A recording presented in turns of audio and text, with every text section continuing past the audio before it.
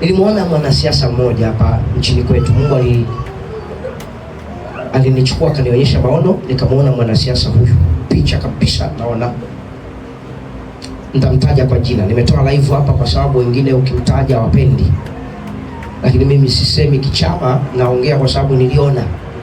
Nilimwona huyu mwanasiasa mmoja anaitwa Tundu Lissu. Nilimwona kwenye mikono yake ameshika kitabu ambacho kimeandikwa na yeye, kitabu. Alafu hicho kitabu kikawa kinauza sana duniani.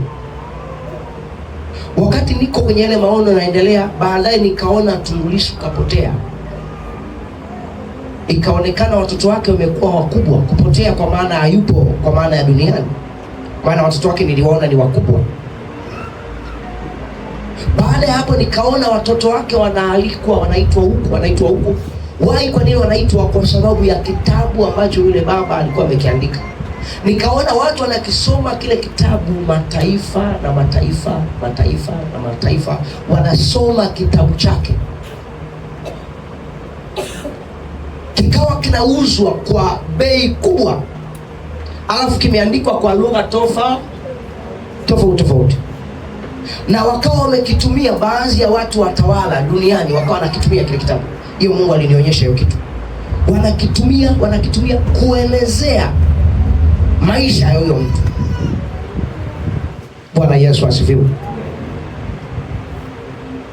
Kwa miaka inakuja, mimi sijui huyu mtu, wala mimi sio mwanachama wa chama chochote. Bwana asifiwe. Kuna miaka, kuna kitabu kipo, unabii mtakuja kuukumbuka, ambacho kinaenda kuuza, ambacho huyu jamaa atakiandika. Kitauza sana, si tu kwenye nchi ya kwetu, lakini kwenye ngazi ya dunia. Na nikasikia sauti ya Mungu inaniambia kwamba ni yeye Mungu aliratibu vitu kama hivyo.